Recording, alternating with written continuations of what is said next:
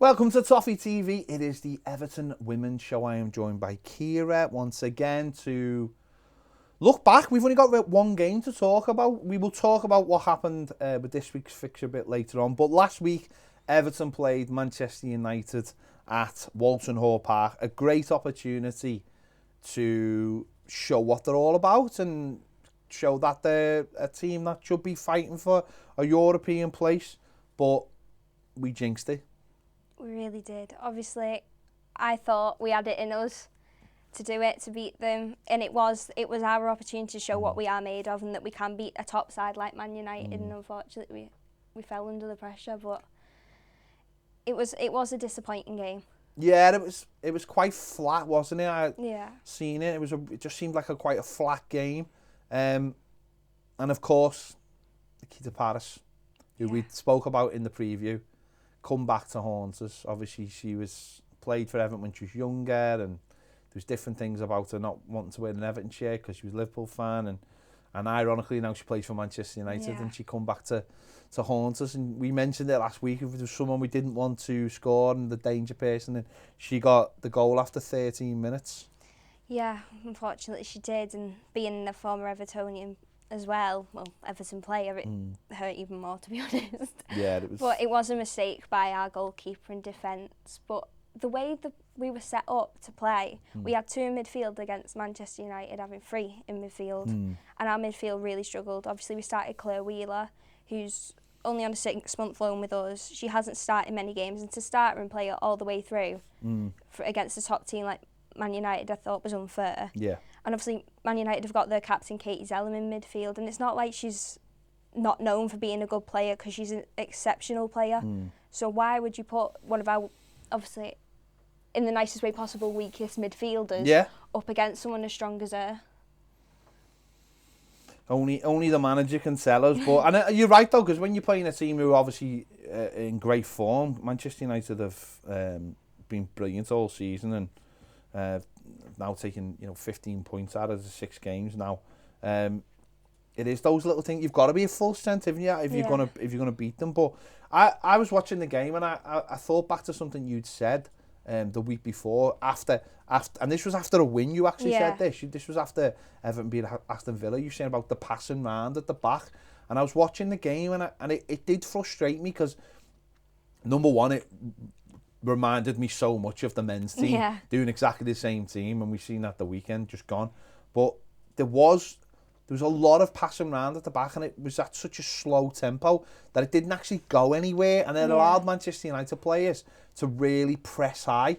And we saw in the second half, Everton didn't really create that many chances, and I don't think Manchester United overly created too many chances. No. But it just seemed that all they had to do was sit on the back three, wait for them to lose the ball, getting it into the midfield, and they would be on it, and it would give them opportunities. And the goals they scored in the second half, I just thought were really, really poor, really, because it's annoying sometimes. You have a game where you're really having a go and it's end to end, but it didn't feel like that to me. No, obviously the setup of the players as well was completely different from what we usually play. Obviously, Gabby George has been playing left wing back, but moved her to right wing back and brought Lucy Graham on as left wing back. The substitutions didn't help us at all.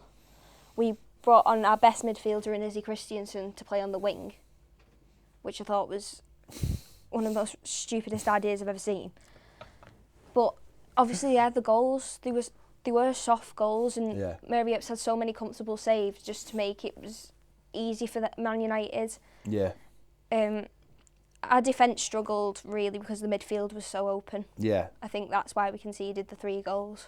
Yeah, I mean the one, I think it was the third goal, the one that was curled in. It was just they were allowed to just play without anybody like going to press them and really get. And that's what annoyed me from watching the game, was how slow it was, and it just felt like, because sometimes when you're at a match, you've been to Walton Hall Park, and it's a nice little ground, and you get this when you're obviously at Goodison as well. There's an energy, and the energy, both the fans and the players feed off each other, and I just thought the whole, and I don't know whether it was because there was an early goal, but the whole thing just felt really, really flat all the way through it. Yeah. And the pitch looked really dry as well, so the ball wasn't moving, and it all just sort of fed into helping Manchester United, and because they've got better players, you need a certain level of energy, and I think you need this at any level of football, and I just didn't think they had it in that game.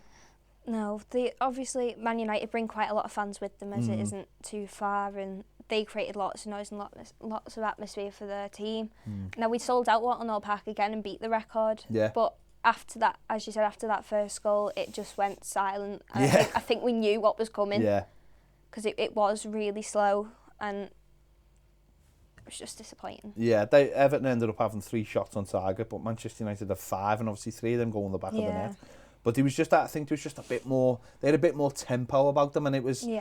They were just waiting to pick the Everton players off, and they've ended up doing it. And again, it's one of those games, isn't it, where we saw this against Chelsea. I mean, Everton have dropped to 7th now, but it's just another one of those games where, very much like Chelsea, at home, you've got an opportunity to almost make a statement, and it's a little bit flat. And again, this is too reminiscent of the men's team. It's like when you get a chance to have a real go and you're in some kind of decent form, it just seems to be a little bit too far for them. Yeah, it seemed like they really did struggle, and obviously with the substitutions that we made all our possible substitutions, and our best player was Katrin Veya, and unfortunately she got injured, and then we were down to 10 players, 10 men, which really didn't help us. Yeah.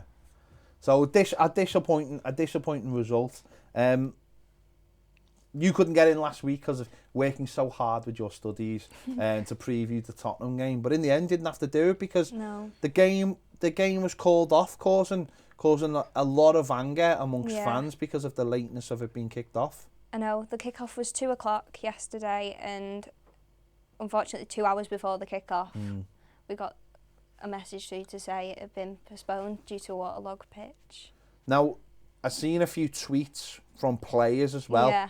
So and ex, professionals who were in the game saying, just how poor this is. It's supposed to be a professional league, and pitches are getting, waterlogged, which does happen. But calling a game off 2 hours before, you're trying to make the game bigger, you're trying to make it better. Everton fans had actually travelled to London for this game as well. And to call it off 2 hours before just sort of showed a real lack of professionalism. It really did. Obviously, I know I've seen on Twitter, I'm devastated for the Everton fans that travelled, because there was fans from Sweden that had come to watch the Swedish players. And then they got there and it had been postponed. I know obviously the supporters club had come down as well to support them. It's sad really that as the women's game is growing, this is still happening. And I know that Tottenham play at Leyton Orient, which is obviously... games in that league get cancelled for waterlogged pitches. It isn't rare, but and I think in a way it's more to do with the bigger picture, because I don't know whether you've seen this story, but Luton Town women were supposed to play yesterday, and the game was called off because the men had a training session on it 2 minutes before they were supposed to kick off. It was 2 minutes before it was postponed because the men have a training session on it on Monday. And to me, that exemplified what, again, is going wrong in women's football in terms of getting the balance. Spurs playing at Leyton Orient's great, but if they're then at the mercy of another another club's football, team and ground, I think this is what's got to be sorted out, because if you're going to take it seriously, okay, you're not going to be playing at your ground every week, at your men's ground, but more and more clubs need to start investing. They really do. In their own ground. Yeah. It's a shame really, because obviously we are the elite league in English women's football, and you'd expect such a high standard from them. I understand why the players were so angry, because they prepared for the game, obviously after the defeat, and wanted to prove themselves, and then get there for 2 hours later for it to be postponed. Yeah, and not only the elite league obviously here, but the elite league in the world. That's what they're trying to look at themselves, aren't they? Obviously you've got the Champions League and stuff, but the WSL is trying to show that, and I think a lot more teams need to start. And this is what we spoke about loads about this, haven't we, about kick-off times and making it so that the men's game and the women's game are not going to clash.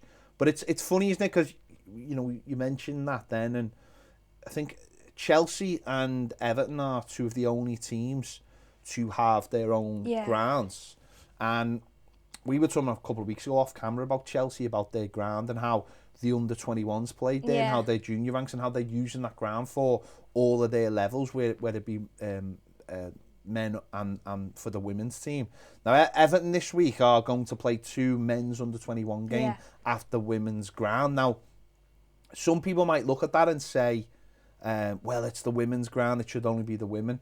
But I think it's really important that Everton under-21s and maybe the under-18s do use Walton Park, because I think that's an example to other clubs of how you can have a second stadium and how you can make it worthwhile, and why it's worth investing in either buying, because in London there's loads of old grounds knocking about, so it shows to me that you can make an investment in a ground and use it not only for your women's team but for your under-21s and for your under-18s. No, it's really, really good to see. Obviously Walton Park is such a good ground to have as your second ground, and obviously for the women, and it's such good facilities and everything. I think it is an amazing idea to have the under-21s play, especially with us winning so many games in that league as well, so I think it would attract more fans as well. And I mean they're playing PSG on Wednesday, and there's a little rumour that Mbappe's brother is playing for PSG, so that'd be really exciting. But what I like about that is if the under-21s are playing there, or do start to play there, we don't know whether it will happen more and more. But then the facilities can be made better for the women as well. Because, again, this is something we spoke about a couple of weeks ago, almost like foreshadowing this was. Barcelona, when they built their ground, their second ground, they put facilities in for men and women. And I'd love to see that at Walton Park, where Everton maybe knock down or add to the existing stand and put in state-of-the-art facilities for the women and separate area for the men's teams as well, so that, you know, they've got nice changing rooms and player Pacific changing rooms, and really invest in that ground. I think that's how we go forward, and that's how I think other clubs can go forward, so we don't get these situations where women's games are being cancelled. But we do need to build up Walton Park. Obviously, loads of investment's gone into it, and we've got that one stand that I think it'd be good to see if it was built up. And like I know someone said the other day, why don't we take down the Gladys Street brick and build it back up there? But I think a better stand would be good. That's not a bad idea. That use some of the parts out of Goodison and stick them in Walton Park. I mean, I know they've got limited room there, but I mean, standing in 3 sides of it, which are open during the winter, is not the greatest thing, especially when Walton Park's quite open and quite windy. But Everton are playing a couple of games there as well, so make sure. Good opportunity to get down as well if you don't have an opportunity. You're going to these games. It's just like Walton Park. You just go, just hang around, waiting for games. It's like my second home.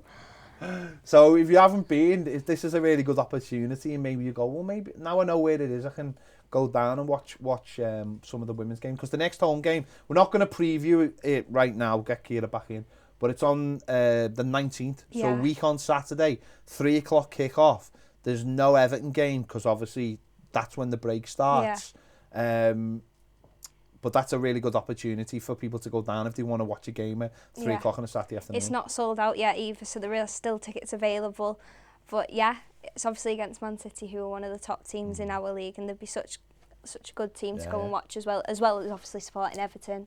So if you need your footy fix and you haven't been down to watch the women's game and you think, right, this is my opportunity, there's no football on, there'll be no football on that day. The World Cup starts the next day, so that's your opportunity to get down to Walton Park to watch Everton women's play. Or maybe go this week to watch the under-21s and go, I like this. Kira's running around taking pictures of everybody and getting selfies. Hey, you'll be able to get loads of selfies with loads of like Paris Saint-Germain players as well, and Everton players, not only the women's game. So make sure you check them out. All the details on the Everton website. Make sure you check out Kira as well on Twitter. It's Kira Knox 06. She's putting all her stuff on there, what she does for the women's game, her blogs and her other videos and stuff, and make sure to check them out as well. So there you go. Thank you for watching, and we'll see you soon.